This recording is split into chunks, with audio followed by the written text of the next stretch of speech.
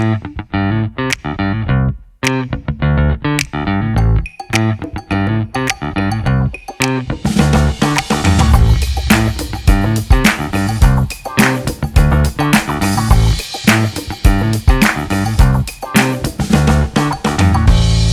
warahmatullahi wabarakatuh.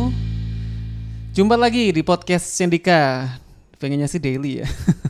Setelah sebelumnya sempat hampir setiap hari bikin podcast di Facebook, dan akhirnya stop seketika juga karena waktu itu memang akhirnya ketahuan kenapa kok sampai stop mendadak, karena memang langsung berangkat ke Eropa, ke Amerika selama lebih dari sebulan untuk bikin film dokumenter yang barusan rilis beberapa hari lalu.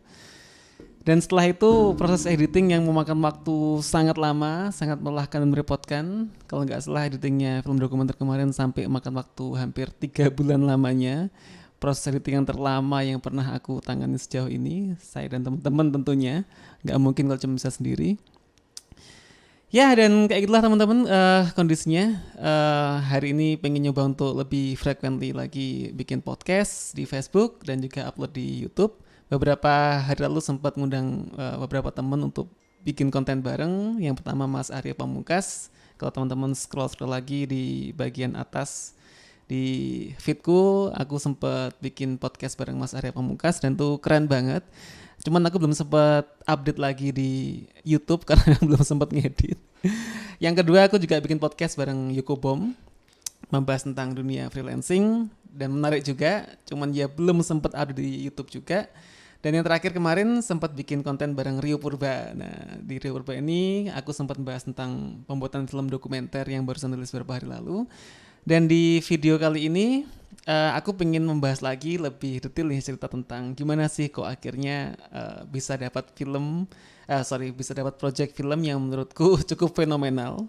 Karena aku sendiri gak pernah membayangkan sebelumnya bakal dapat kesempatan untuk bikin film dokumenter di 5 negara berbeda, di 3 benua selama 1 bulan. Berdua dengan istri. Aku ketika sharing-sharing tentang film ini ke beberapa circle videographer di Facebook dan beberapa teman-teman videographer di Yogyakarta, kebanyakan pertanyaan mereka pertama adalah gimana sih ceritanya kok bisa akhirnya dapat project film sefantastis ini gitu kan. Karena memang bagiku pribadi bisa dapat project film sampai akhirnya bisa ke luar negeri, bisa sekaligus jalan-jalan gitu kan. Itu project yang menyenangkan sekali.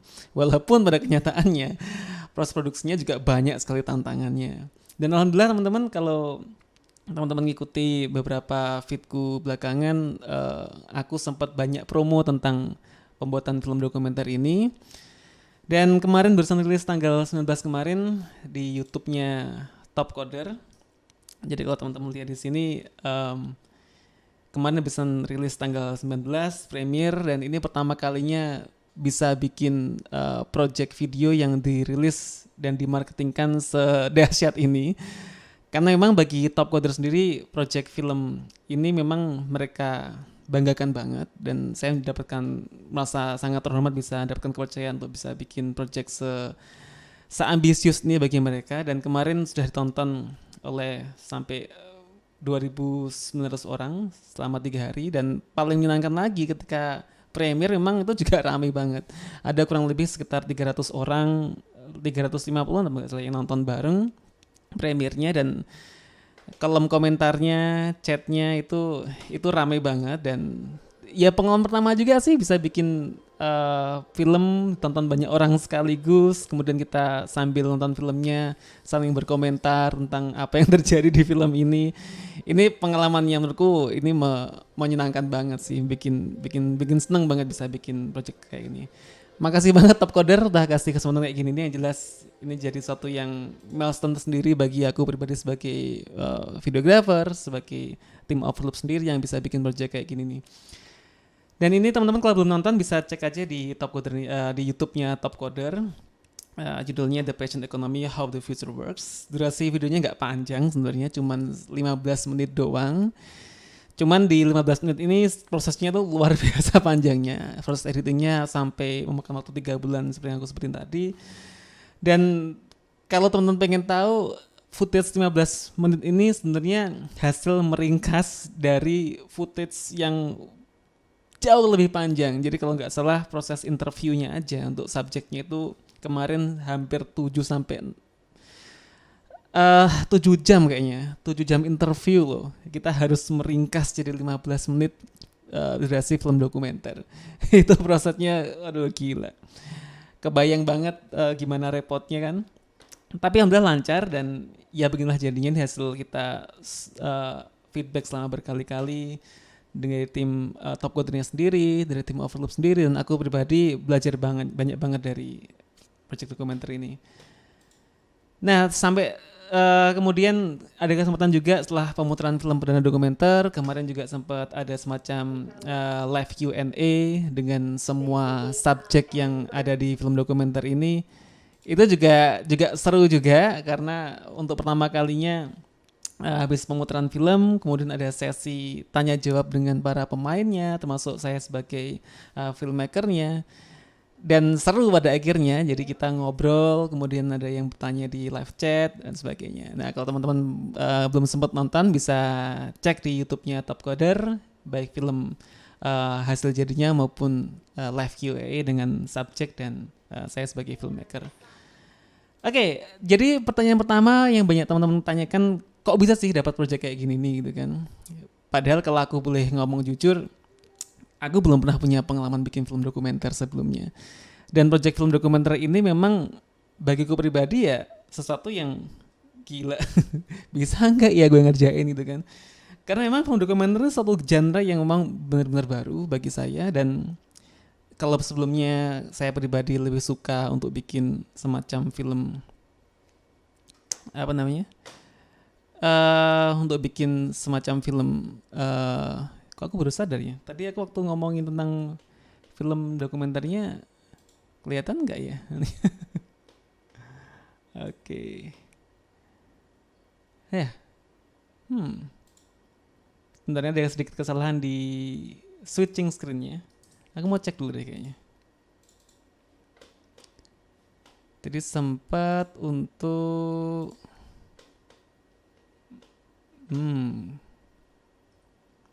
nggak apa-apa lah ya. Oke, jadi yang tadi yang aku omongin, jadi untuk teman-teman yang masih belum sempat nonton film dokumenternya, ya kan bisa nonton di sini di YouTube-nya Top Coder. Itu sudah dirilis filmnya sekitar 2 hari lalu, tanggal 19. Kalau teman-teman pengen nonton Q&A-nya, ada juga linknya di video yang lain, namanya Q&A with the Stars of Passion Economy. Oke, jadi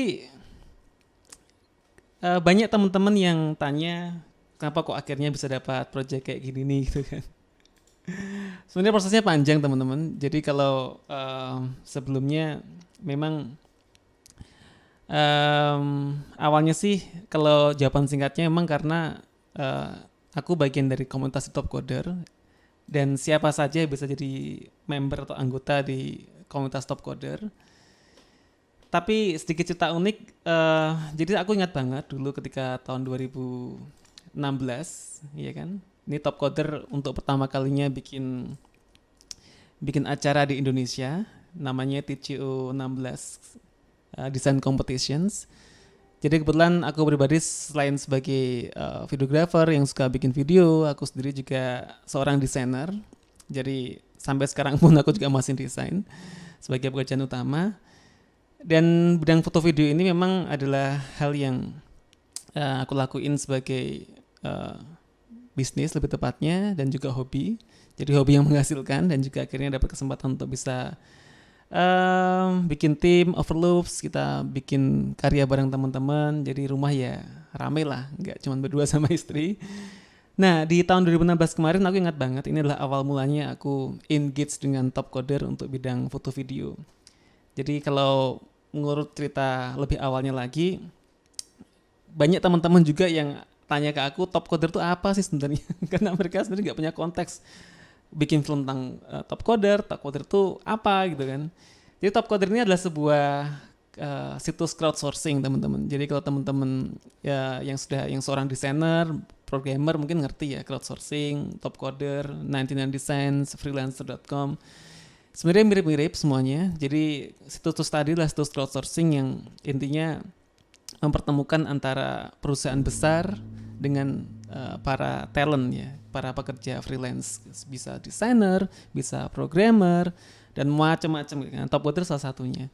Nah, Topcoder ini tahun 2015 kemarin dia bikin acara di Indonesia untuk final acara Topcoder tingkat dunia di di East Park Hotel waktu itu, aku masih ingat banget. Dan waktu itu aku sebagai penonton aja, dan waktu itu aku baru ingat banget reaksi pertama yang aku lihat ketika ada event kayak gini. Gila, ini event keren banget itu kan. Karena sifatnya beda kayak event-event kebanyakan.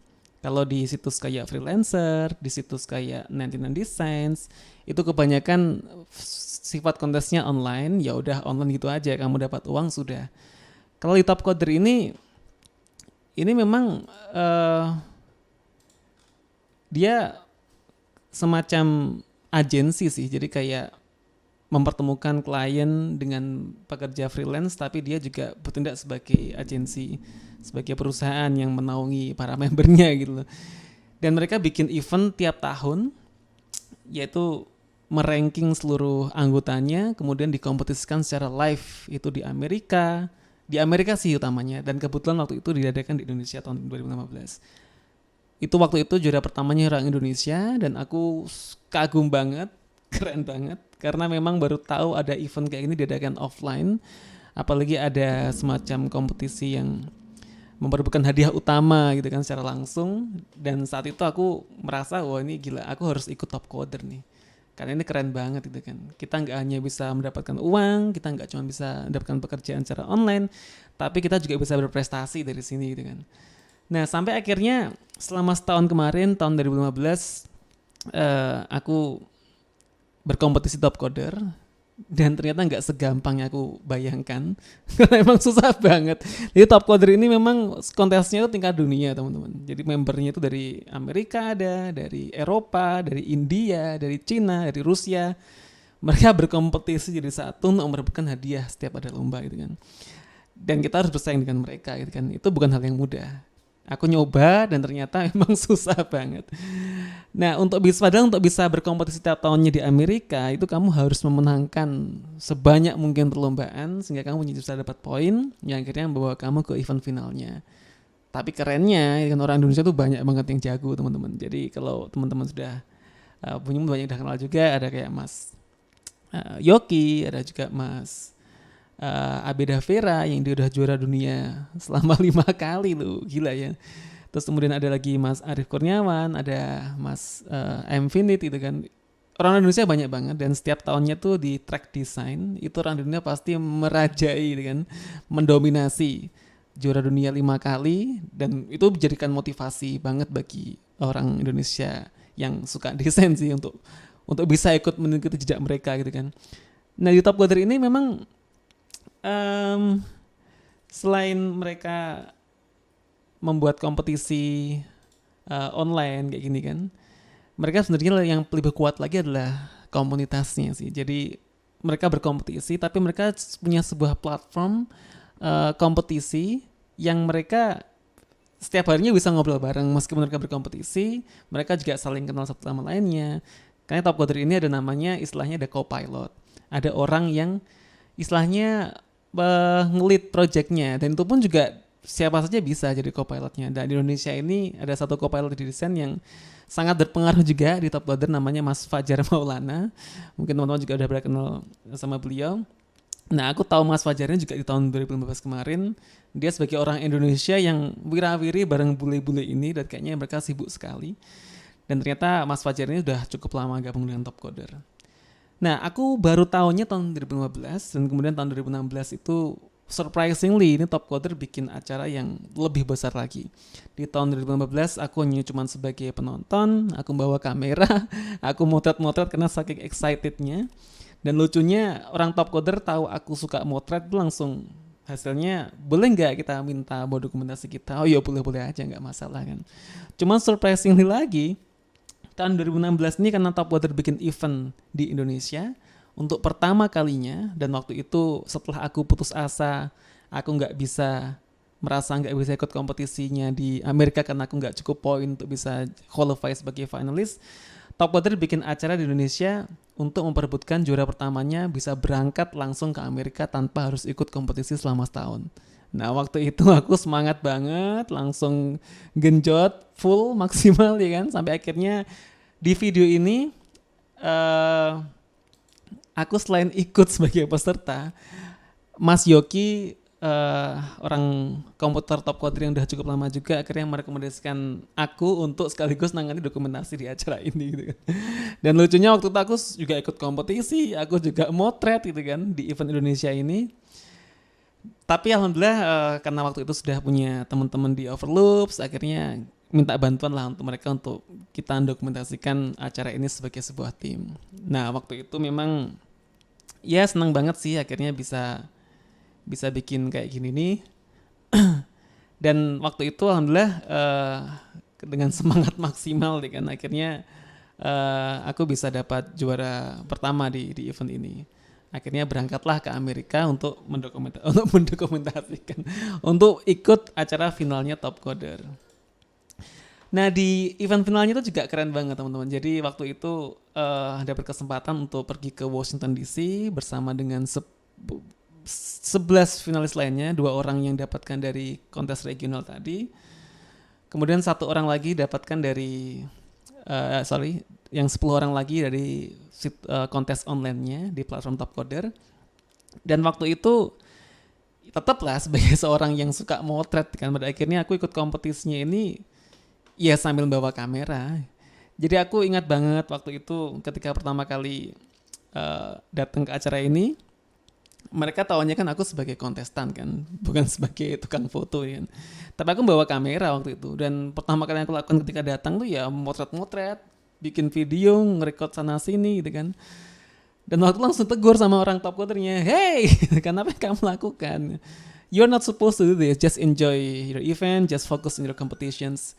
Dan waktu itu aku bilangnya ya, nggak apa-apa, aku suka untuk ngerekam, aku suka untuk bikin film, dan aku pengen banget acaraku untuk bisa dapat kesempatan ikut final ini, berkompetisi. Aku pengen terdokumentasi dengan baik ya. Waktu itu udah suka bikin video blog gitu kan. Tapi surprisingly mereka malah kayak oke, kalau gitu kamu bikin video aja sekalian kalau kamu rasa mampu gitu kan. Kamu akan aku kasih akses ke klien, kamu akan aku kasih kesempatan untuk wawancara ke customernya. Ya udah, akhirnya aku ngasang GoPro di sana sini, kemudian aku ngerekam sambil aku ikut kompetisi. Pas aku ikut kompetisi, aku nyuruh orang top coder untuk bawain kameraku, tolong rekamin aku dong gitu kan. Ketika aku selesai kompetisi, kemudian aku langsung ngerekamin sana sini. Ini aku waktu kerjain kontesnya, aku pasang kamera GoPro di sana sini. Sampai aku harus pindah ke meja lainnya, masangin GoPro di meja teman. Mereka kaget juga, ya ngapain kamu kan. Aku juga bikin video gitu kan, jadi santai aja gitu. Nah lucunya lagi teman-teman, ini jadi life changing experience banget. Aku mungkin sudah ceritakan beberapa kali juga di kesempatan lain. Jadi di event 2016 ini aku akhirnya karena nggak tahu karena apa, tapi alhamdulillah waktu itu aku juara 3. Dan 2 minggu setelah acara itu aku dikontak sama pihak kliennya, GE, manajernya GE waktu itu yang hadir, dan aku wawancara untuk aku akhirnya direkrut untuk masuk ke perusahaan di GE di Amerika itu. Itu sebuah life changing experience, tapi juga sebagai awal top coder mengenal aku sebagai seorang yang bisa bikin video. Dan akhirnya ya udah, setelah itu selama beberapa tahun berikutnya secara paralel aku kerja di GE, remote working dari rumah. Beberapa kali aku diundang ke Amerika untuk pergi ke kantor GE, dan di situ juga akhirnya aku dapat kesempatan untuk dapat project top coder juga, nggak cuma untuk di bidang desain, tapi aku malah seringnya tuh mereka kasih kerjaan di bidang foto video. Termasuk akhirnya setiap tahunnya itu aku bisa berangkat ke Amerika. Jadi ingat banget, yang menarik lagi tahun 2017 ini. Jadi 2017 ini adalah event Top Coder yang lainnya. 16 aku sebagai peserta. 2017 kita dokumentasi event lokalnya di Indonesia juga. Jadi Indonesia tuh juga bikin event lokal lagi untuk ngasih hadiah 2 tiket ke Amerika lagi. Dan waktu itu juaranya si Zazuli Aziz. Ini si Zazul ya kan. Dia sekarang bikin studio di Jogja, Pixels. Dan ada juga satu lagi Jackmania ya kan, veteran Top Coder. Nah, 2 orang ini berangkat ke 17 dan waktu itu aku juga ikut lagi nih teman-teman. Aku meskipun ikut kompetisinya, tapi waktu itu aku kalah. Yang berangkat mereka berdua.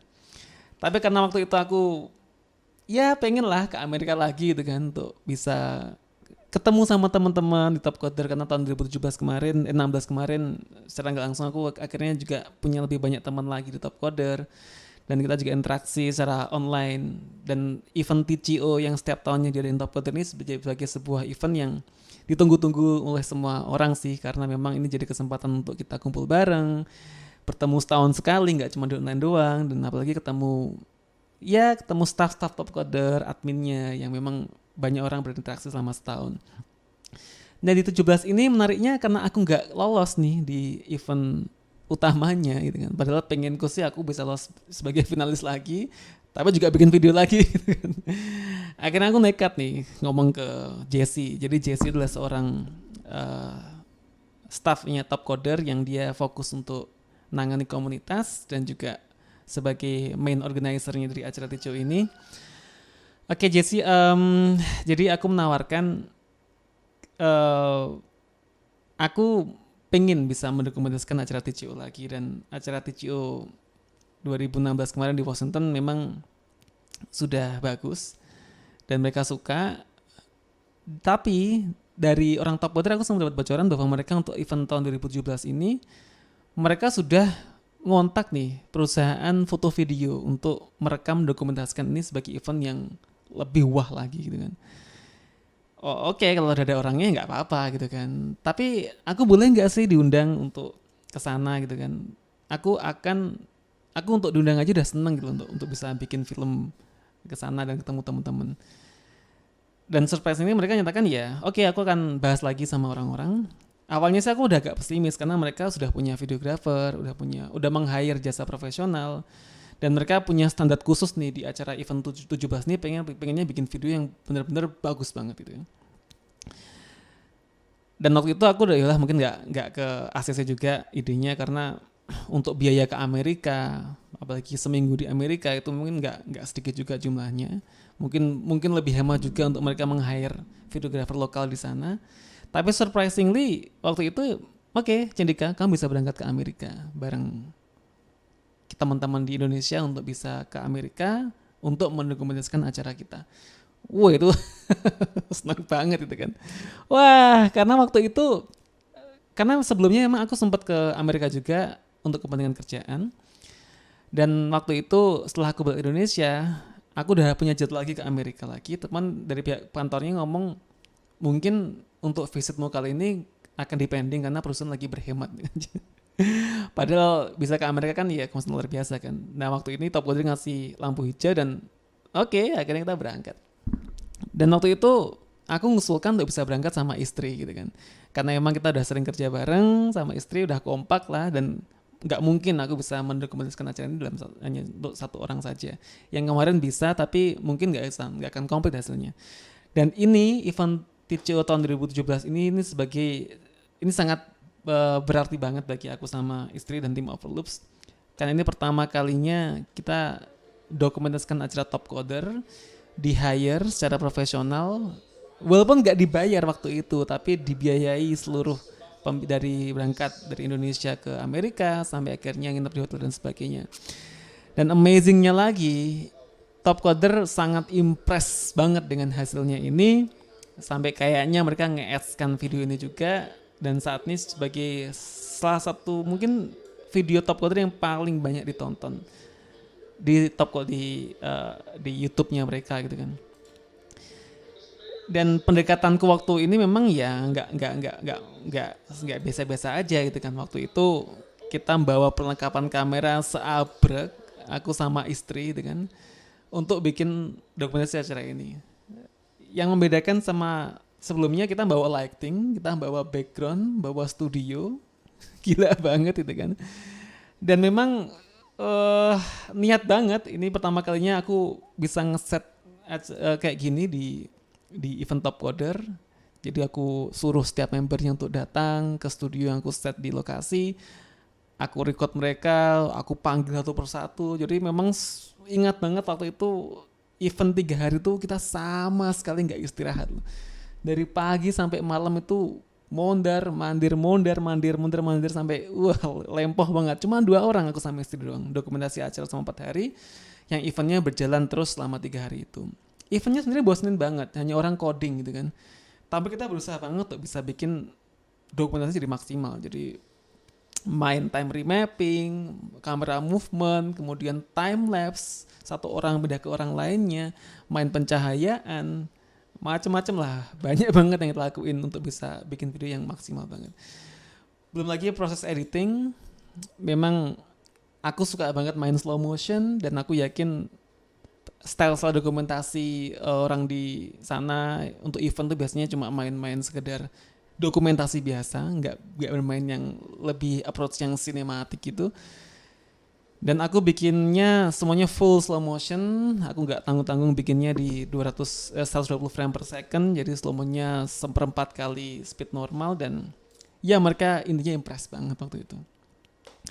Ya sampai akhirnya di tahun 2018 akhirnya surprisingly lagi aku disuruh untuk datang lagi. Dan waktu itu mereka tanya, gimana kan budgetnya kemarin berapa gitu kan. Aku ingatin aja kemarin tuh gratis, aku cuma minta untuk berangkat aja gitu kan. Oh mereka kaget banget waktu itu. Serius?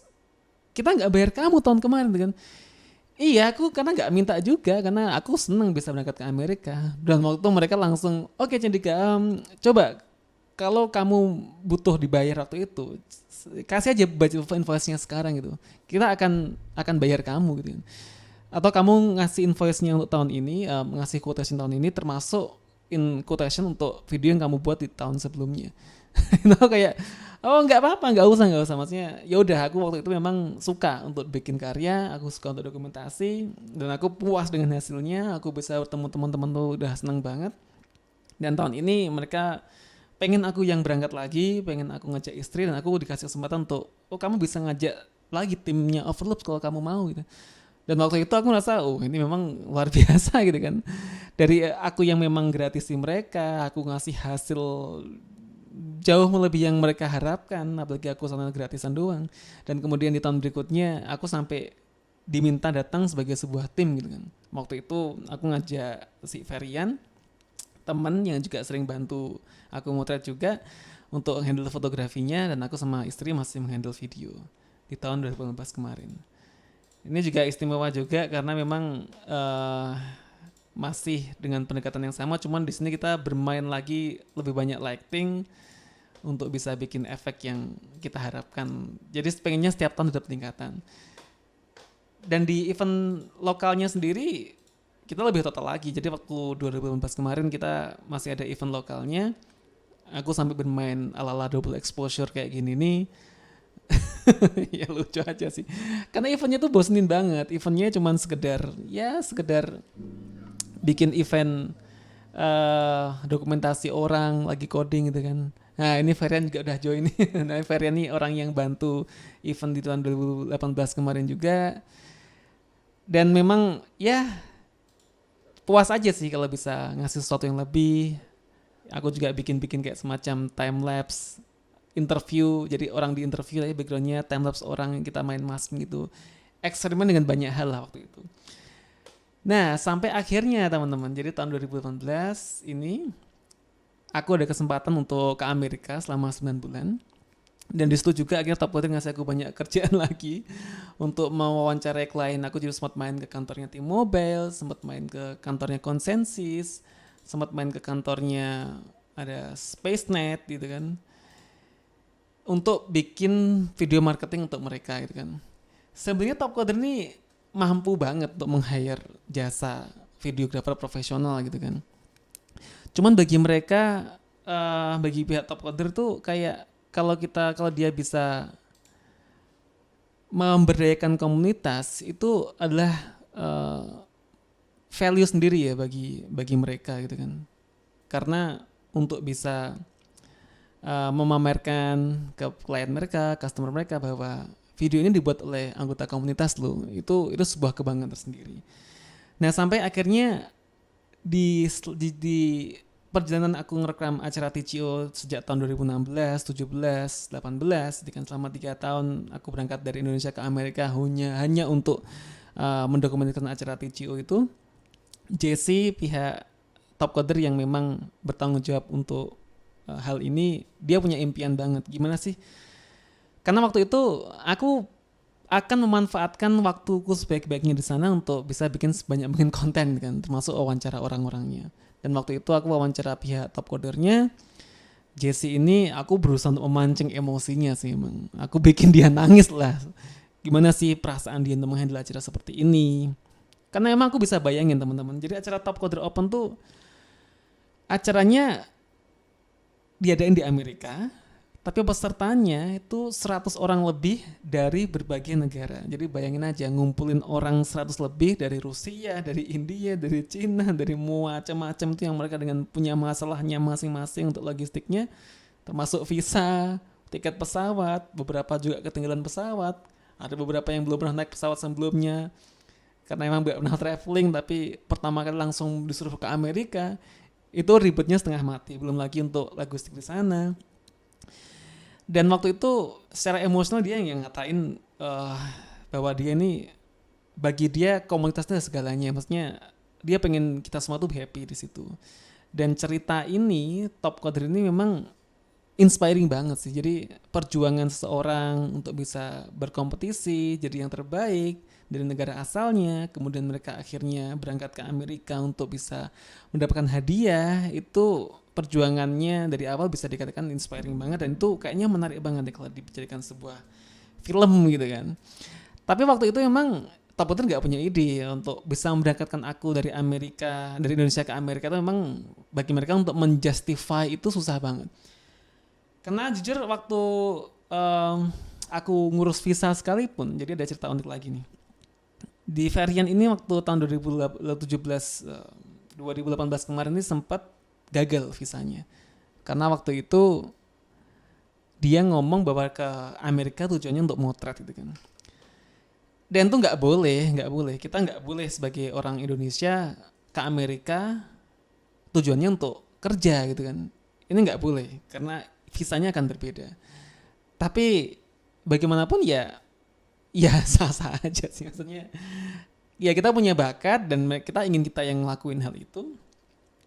Bukan karena kita murah gitu kan, tapi karena memang kita dilihat bagi mereka punya value untuk itu gitu. Dan waktu itu jadi tantangan tersendiri juga, karena memang ketika mendokumentasikan acara ini ya di sana kita sebagai seorang anggota komunitas ya, tapi kita juga punya tanggung jawab. Nah, ide untuk bikin dokumenter ini untuk menjustify aku akhirnya bisa berangkat dari Indonesia, kemudian katakanlah kita merekam kisahnya dari beberapa orang di Top Coder membernya yang berprestasi, perjuangan mereka untuk sampai akhirnya bisa berangkat ke Amerika untuk berkompetisi dan akhirnya mereka jadi juara. Itu mungkin dari segi budget akan jadi concern banget, karena memang kita ya izinnya kan susah banget. Tapi sampai akhirnya karena aku sudah punya visa Amerika nih, jadi sudah punya multi entry selama 5 tahun, itu gak akan jadi masalah gitu kan. Sekarang masalahnya adalah budget secara keseluruhan, dan apalagi logistiknya sampai 5 negara, itu harus dipikirkan. Dan waktu itu aku ingat banget beberapa tahun setelahnya, jadi ide ini aku rasa muncul tahun 2017 kemarin. Kemudian tahun 2019 ya kan, akhir si Jesse ini akhirnya ngontak aku, "Hey Cendika, sekarang segera bikin perencanaan, segera bikin logistik, segera bikin anggaran budget, project dokumenter Top Coder ini harus dilaksanakan gitu kan, karena ada angin hijau dari Bipro namanya. Bipro itu adalah sebuah perusahaan induknya Top Coder. Kebetulan jadi Bipro ini punya ide yang sama nih. Mereka pengen bikin film dokumenter yang mengungkap tentang passion ekonomi dengan subjeknya dari orang-orang member Top Coder. Nah waktu itu gayung bersambut, kita semangat banget. Aku ingat banget waktu itu. Aku pas dibayangin waktu itu, wah gila ini aku akan berangkat di berbagai negara untuk bikin film gitu kan. Excited banget yang jelas karena ya kita suka traveling gitu kan, dan kita ada kesempatan dibayarin untuk jalan-jalan sekaligus dapat uang gitu kan, itu sesuatu yang luar biasa banget. Dan waktu itu meskipun aku langsung excited, tapi kemudian langsung mikir, gila ini perencanaannya gimana gitu kan. Karena yang pertama, aku nggak pernah punya pengalaman bikin film dokumenter. Approach-nya gimana nggak ngerti. Apa yang mereka harapkan. Videonya bakal seperti apa. Endingnya ini message-nya mau di-deliver tuh apa. Terus yang kedua, aku jadi ingat. Aku mendokumentasikan kisah orang coding gitu kan. Ngedesain. Itu yang menarik tuh apa di sana itu kan. Kehidupan sehari-harinya. Kisah inspiratifnya apa. Kalau kita dokumentasikan tentang proses pembuatan apa katakanlah seorang artis atau seorang street performer atau seorang pembuatan pesawat atau apa gitu kan, wujudnya nyata jelas dan itu semua orang tahu gitu. Tapi mengkomunikasikan hal ini memang jadi tantangan sendiri juga. Dan waktu itu yang paling bikin nervous lagi, aku cuma dikasih waktu 1 bulan nih. Karena mereka ngejar waktu untuk event TCO ini, mereka pengen rilis ketika TCO. Dan waktu sebulan ini adalah waktuku untuk merencanakan semuanya. Ke 5 negara, kita mikir visanya, kita mikir logistiknya, apalagi kebanyakan negaranya dari Eropa.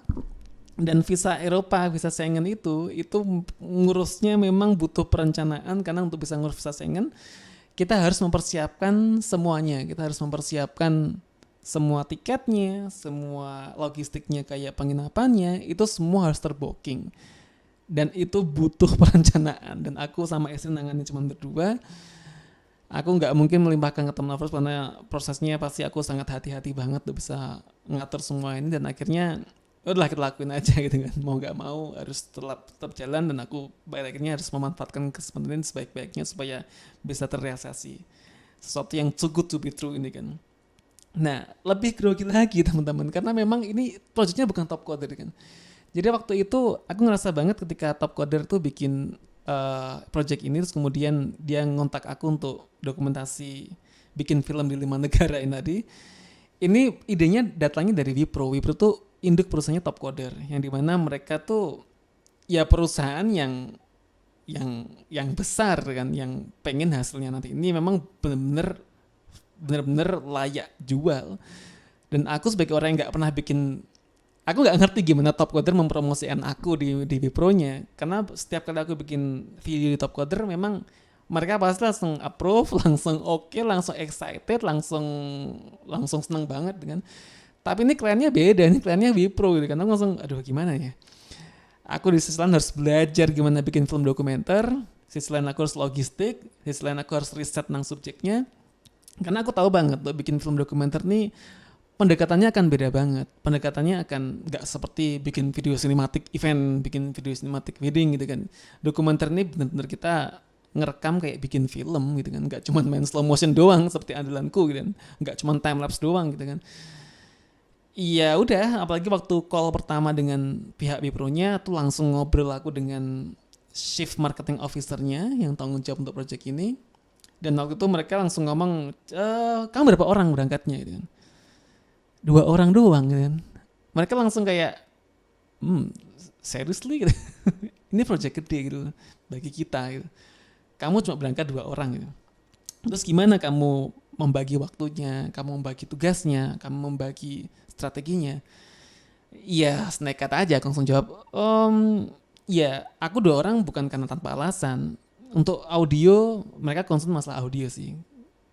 Karena mereka mikirnya 2 orang itu, karena di film dokumenter itu konteksnya kan penting banget. Dan itu hanya bisa didapatkan dengan audio yang sangat prima.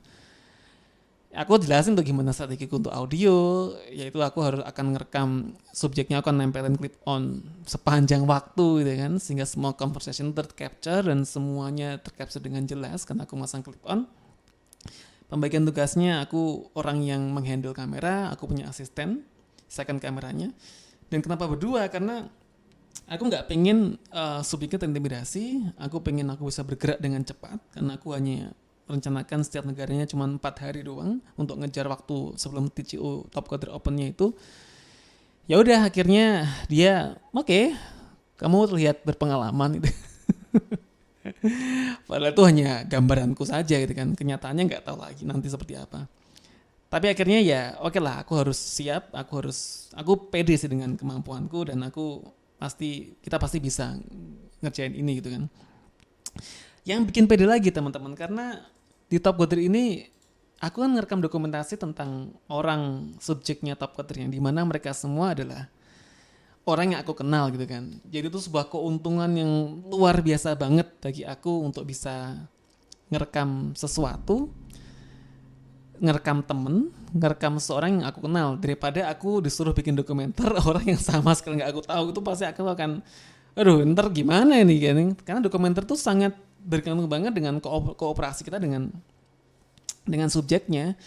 Orang bisa bilang, kamu butuh waktu lebih dari sebulan untuk bisa benar-benar mengenal subjeknya gitu kan.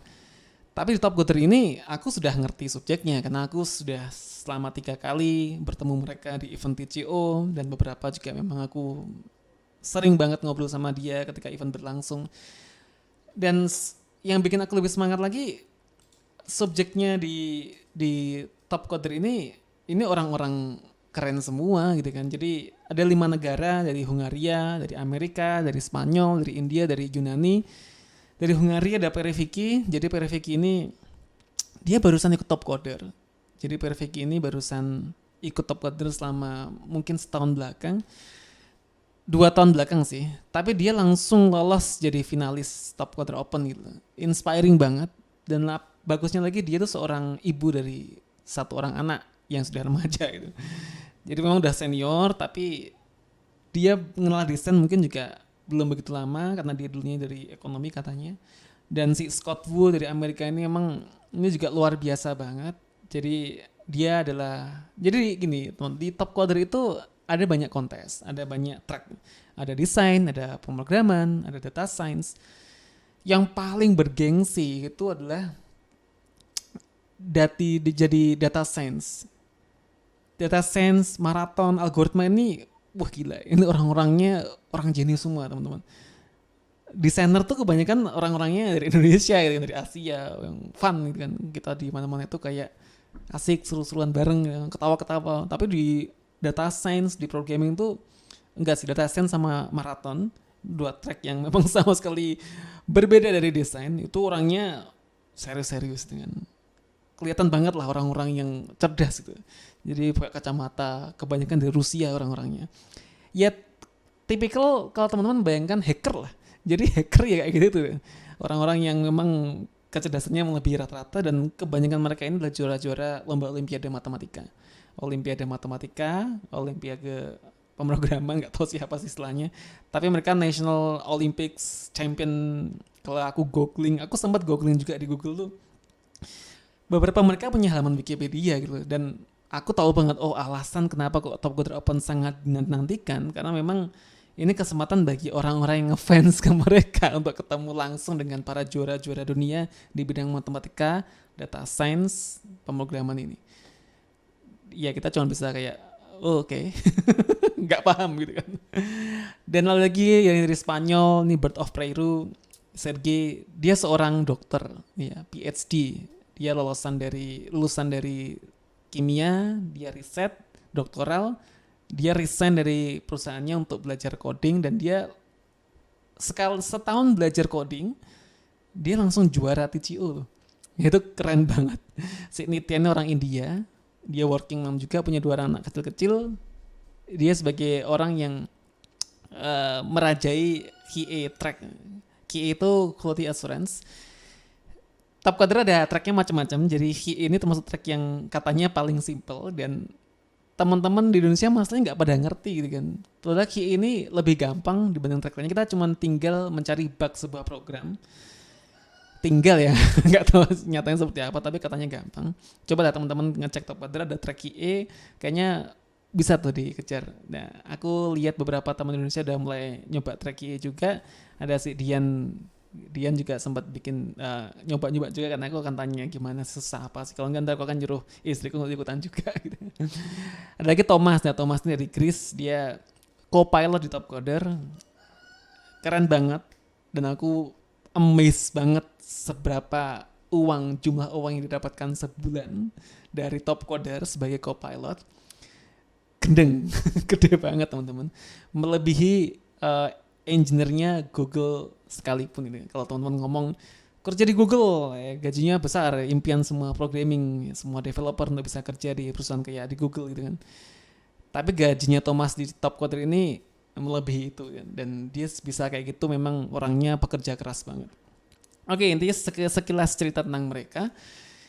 Dan yang jelas akhirnya ya udah, kemudian aku persiapan untuk bikin acara untuk bisa merekam dokumenter itu. Yang jelas persiapannya pun nggak gampang juga, karena aku belum pernah bikin film dokumenter, yang pertama. Terus yang kedua, alatnya juga pasti sama sekali berbeda. Tapi semangat juga, jadi punya alasan buat belanja rig baru gitu kan. Akhirnya ya bikin kayak gini nih teman-teman. Jadi ini sudah aku protoli, tapi secara singkat, yang dulunya aku tuh ngerasa kayak apa sih orang kok manggul kamera, kalau ngerekam itu ya kayak gini gitu kan. Kalau ngerekam tuh bener-bener kamera kamu agak angle-nya agak bawah gini, kemudian tangan diputer-puter gini gitu kan, dimaju-majuin supaya sinematik bro gitu kan. Tapi di dokumenter tuh beda ceritanya. Di dokumenter kita nge-capture, kita membuat sebuah reportase. Jadi pendekatan yang aku lakukan ya, aku harus bisa, yang pertama, aku harus bisa merekam gambar selama-lamanya. Dalam artian aku bisa menangkap momen yang terjadi spontan, dan momen itu mempunyai sebuah value kan, yang bisa menarik ketika jadikan dokumenter.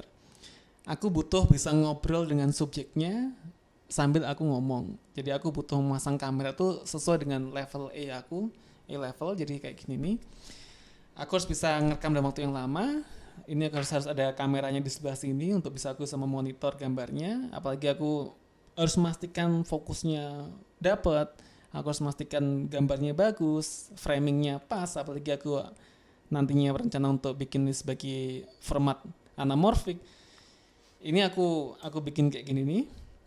Aku harus bisa ngerekam audionya. Jadi audio ini di dokumenter penting banget, karena bagaimanapun konteksnya dari sebuah dokumenter di audionya itu harus penting banget, harus dilakuin. Dan aku harus punya recorder eksternal yang ngerekam seluruh percakapan meskipun aku tidak sedang merekam gambar.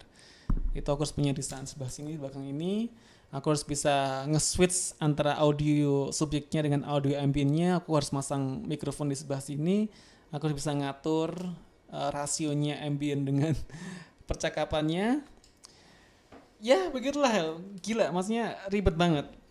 Kemudian aku untuk bisa dapat gambar yang memang sinematik, itu aku harus bisa mendapatkan kamera movement yang bagus. Akhirnya aku nyuruh istri untuk, kamu sebagai kamera movingnya aja, dan tapi dia karena cewek gitu kan, dan juga mungkin kalau dikasih gimbal yang terlalu besar juga dia akan kerepotan bawahnya.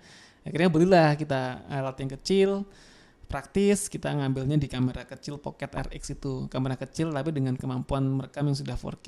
Nah, padahal kenyataannya kalau kita ngomongin produksi film dokumenter itu biasanya ada DOP-nya sendiri, sutradaranya sendiri, gaffernya sendiri, audiomennya sendiri, ada asisten juga biasanya, ada yang bagian beres-beres sendiri. Ini kita ngelakuinnya semuanya cuma berdua. Dan ini pengalaman yang aku rasa gila, ini capeknya luar biasa. Kita harus sampai akhirnya turun bobotnya sampai kurang lebih banyak kilogram waktu itu. Kerasa banget kok jadi kurus ya, mas seneng ya kan. Jadi diet waktu itu secara spontan, dan akhirnya ya alhamdulillah projectnya bisa berjalan dengan lancar. Banyak momen yang melebihi dugaan kita, nanti akan aku sampaikan sama istri di podcast lainnya di channel Overloops ya. Kita akan ngulik nih, akan bedah lebih besar banyak lagi tentang gimana sih prosesnya, strategi apa yang dilakukan, hal menarik apa yang terjadi selama proses produksi, dan lain sebagainya. Oke teman-teman, jadi itu dulu tentang podcast singkat hari ini. Nggak singkat juga sih, kurang lebih 1 jam lebih aku ngomong ternyata. Jadi begitu teman-teman. Kalau teman-teman ada pertanyaan bisa tanya di Instagram atau tanya di Facebook. Insya Allah akan aku jawab. Oke, sekian dari saya dulu. Makasih teman-teman sudah nonton dan wassalamualaikum warahmatullahi wabarakatuh. Sampai jumpa di podcast berikutnya.